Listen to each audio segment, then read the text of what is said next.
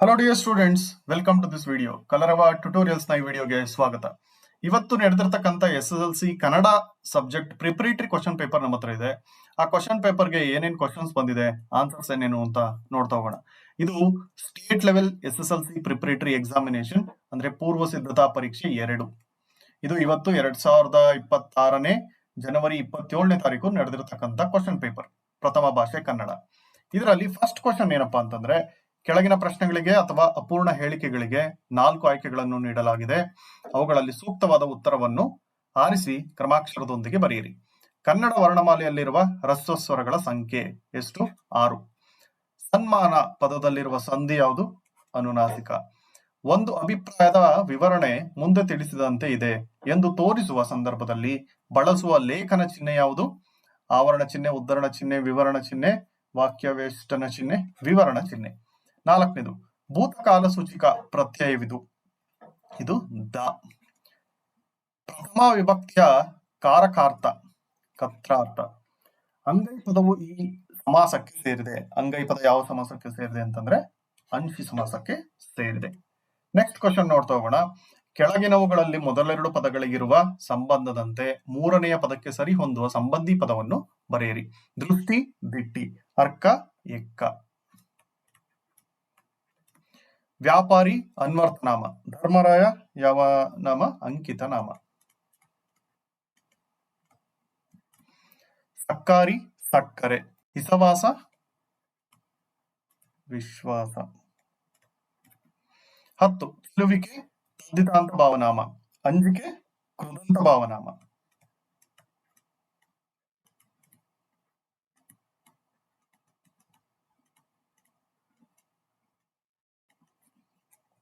Next question ಹೋಗೋಣ. ಈ next question 5th question ಅಂದ್ರೆ 28, 29 ನೋಡೋಣ. ಕೆಳಗಿನ ಕವಿಗಳ ಅಥವಾ ಸಾಹಿತಿಗಳ ಜನ್ಮಸ್ಥಳ, ಕಾಲ, ಕೃತಿ ಮತ್ತು ಬಿರುದು ಅಥವಾ ಪ್ರಶಸ್ತಿಗಳನ್ನು ಕುರಿತು ವಾಕ್ಯ ರೂಪದಲ್ಲಿ ಬರೆಯಿರಿ ಅಂತ ಕೊಟ್ಟಿದ್ದಾರೆ. ಇದರಲ್ಲಿ ನೀವು ಇಲ್ಲಿ ಕೊಟ್ಟಿರ್ತಕ್ಕಂಥ ಪಾಯಿಂಟ್ಸ್ ನ ಬರ್ದಿರ್ತೀರಾ ಅನ್ಕೊಂತೀನಿ. ಇದನ್ನ ವಾಕ್ಯ ರೂಪದಲ್ಲಿ ಬರೀಬೇಕು. ಫಸ್ಟ್ನೇದು ಯಾರು ಕೊಟ್ಟಿದ್ದಾರೆ? ಸಾರಾ ಅಬೂಬಕರ್. ಇವರು ಕ್ರಿಸ್ತಶಕ 1936ರಲ್ಲಿ ಹುಟ್ಟಿದರು. ಇವರ ಊರು ಕಾಸರಗೋಡು. ಚಪ್ಪಲಿಗಳು, ಚಂದ್ರಗಿರಿಯ ತೀರದಲ್ಲಿ, ಸಹನ, ಕದನ ವಿರಾಮ, ವಜ್ರಗಳು, ಕೆಡ್ಡ ಇವೆಲ್ಲ ಇವರ ಕೃತಿಗಳಾಗಿತ್ತು. ನೃಪತುಂಗ ಪ್ರಶಸ್ತಿ ಇವರಿಗೆ ಲಭಿಸಿದೆ. ಈ ತರ ಬರಿಬೇಕು. ಇಲ್ಲಿ ಪಾಯಿಂಟ್ಸ್ ಅಲ್ಲಿ ಕೊಟ್ಟಿದೀವಿ, ಇಲ್ಲಿ ವಾಕ್ಯ ರೂಪದಲ್ಲಿ ಬರೀರಿ ಅಂತ ಕೊಟ್ಟಿದ್ದಾರೆ. ನೀವು ವಾಕ್ಯವನ್ನ ರಚಿಸಿ ಇದನ್ನ ಯೂಸ್ ಮಾಡ್ಕೊಂಡು ಬರಿಬೇಕು.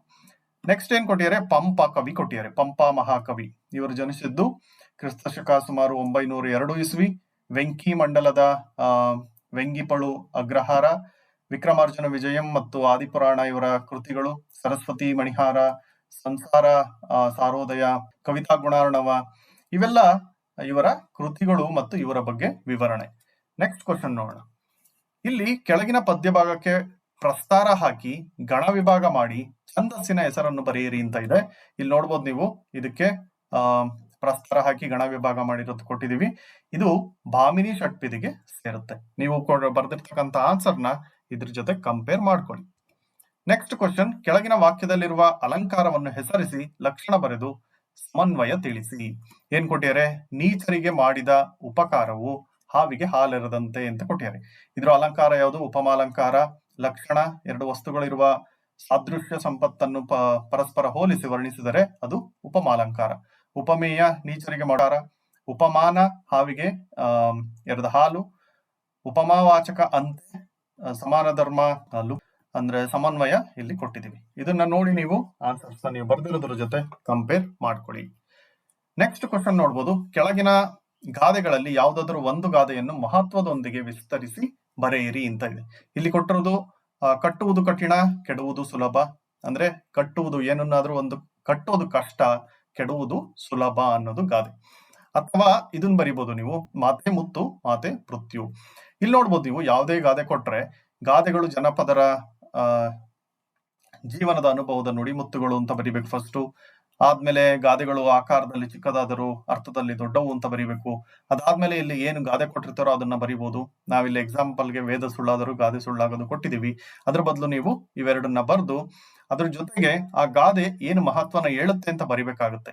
ಕಟ್ಟುವುದು ಕಠಿಣ, ಕೆಡವುವುದು ಸುಲಭ ಅಂತಂದ್ರೆ ಕಟ್ಟುವುದಕ್ಕೆ ಕಠಿಣ ಪರಿಶ್ರಮ ಬೇಕಾಗುತ್ತದೆ, ಕೆಡುವುದಕ್ಕೆ ಒಂದು ಕ್ಷಣ ಸಾಕು. ಆ ತರ ಅದನ್ನ ಎಕ್ಸ್ಪ್ಲೈನ್ ಮಾಡಿ ಎಂಬ ಮಾತು ಗಾದೆಯ ಮಹತ್ವವನ್ನು ತಿಳಿಸುತ್ತದೆ ಅಂತ ಬರೆದು ಪ್ರಸ್ತುತ ಗಾದೆ ಕನ್ನಡದಲ್ಲಿ ಪ್ರಸಿದ್ಧ ಗಾದೆಗಳಲ್ಲಿ ಒಂದಾಗಿದೆ ಅಂತ ಬರಿಬೇಕು. ಇಷ್ಟು ಬರೆದ್ರೆ ನಿಮಗೆ 3 ಮಾರ್ಕ್ಸ್ ಸಿಗುತ್ತೆ. ನೆಕ್ಸ್ಟ್ ನೋಡಬಹುದು, ಕೆಳಗಿನ ಪದ್ಯ ಭಾಗವನ್ನು ಪೂರ್ಣಗೊಳಿಸಿ ಬರೆಯಿರಿ ಅಂತ ಕೊಟ್ಟಿದ್ದಾರೆ. ಇಲ್ಲಿ ನೀವು ಇದನ್ನಾದ್ರೂ ಬರಿಬಹುದು, ಇಲ್ಲ ಅಂತಂದ್ರೆ ಇದನ್ನಾದ್ರೂ ಬರಿಬಹುದು. ಇಲ್ಲಿ ಎರಡನೇದಕ್ಕೆ ನಾನು ಆನ್ಸರ್ ತೋರಿಸಿದ್ದೀನಿ. ಇಲ್ಲಿ ಮತಗಳೆಲ್ಲವೂ ಪಥಗಳು ಎನ್ನುವ ಹೊಸ ಎಚ್ಚರದೊಳು ಬದುಕೋಣ, ಭಯ ಸಂಶಯದೊಳು ಕಂದಿದ ಕಣ್ಣೋಳು ನಾಳಿನ ಕನಸು ಬಿತ್ತೋಣ. ಇದು ಈ ಎರಡನೇ ಕೊಟ್ಟಿರ್ತಕ್ಕಂಥ ಪದ್ಯ ಭಾಗವನ್ನ ಪೂರ್ಣಗೊಳಿಸೋದು. ಇದಕ್ಕೆ 4 ಮಾರ್ಕ್ಸ್ ಇರುತ್ತೆ. ನೀವು ಕಂಪ್ಲೀಟ್ ಆಗಿ ಪದ್ಯನ ಈ ತರ ಬರಿಬೇಕು. ನಮ್ಮಲ್ಲಿ SSLC ವೆಕೇಶನ್ ಕ್ಲಾಸ್ ಕೂಡ ಮಾಡ್ತಾ ಇದೀವಿ. 9ನೇ ತರಗತಿಯನ್ನ ಈ ಸಲ ಮುಗಿಸಿರ್ತಕ್ಕಂಥ ವಿದ್ಯಾರ್ಥಿಗಳಿಗೆ ರಜೆ ಅವಧಿಯಲ್ಲಿ ಏಪ್ರಿಲ್ ಮತ್ತು ಮೇ ತಿಂಗಳಲ್ಲಿ ಈ ಕ್ಲಾಸ್ ನ ತಗೋಬಹುದು. ಇದು ಕಂಪ್ಲೀಟ್ 2 ತಿಂಗಳು ಬೆಳಗ್ಗೆ 9 ಗಂಟೆಯಿಂದ 5 ಗಂಟೆ ತನಕ ನಡೆಯುತ್ತೆ.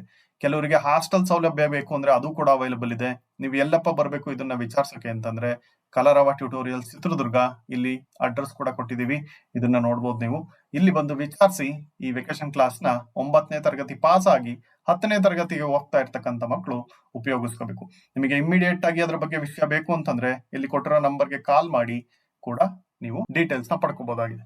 ಇದ್ರ ಜೊತೆಗೆ ನಮ್ಮಲ್ಲಿ ನವೋದಯಗೆ ಕ್ಲಾಸಸ್ ನಡೀತಾ ಇದೆ, ಮುರಾರ್ಜಿಗೆ ಕ್ಲಾಸಸ್ ನಡೀತಾ ಇದೆ, ಯಾರಾದ್ರೂ ಪ್ರತಿಷ್ಠಿತ ಎಕ್ಸಾಮ್ ಬರೀತಿದ್ದಾರೆ ಅಂದ್ರೆ ಕ್ಲಾಸಸ್ ನಡೀತಾ ಇದೆ. SSLC ರೆಗ್ಯುಲರ್ಗೂ ಕೂಡ ಕ್ಲಾಸ್ ಆನ್ಲೈನ್ ಆಫ್ಲೈನ್ ಎರಡರಲ್ಲೂ ನಡೀತಾ ಇದೆ. ವೆಕೇಶನ್ ಕ್ಲಾಸಸ್ ನಡೆಸ್ತೀವಿ. Next NMMS TET exam coaching ಕೂಡ ನಡೀತಾ ಇದೆ. ಏನಾದ್ರೂ ನಿಮಗೆ ಇನ್ಫಾರ್ಮೇಶನ್ ಬೇಕು ಅಂತಂದ್ರೆ ಇಲ್ಲಿ ಕೆಳಗಡೆ ಕೊಟ್ಟಿರ್ತಕ್ಕಂಥ ನಂಬರ್ಗೆ ಕಾಲ್ ಮಾಡಿ. Thank you.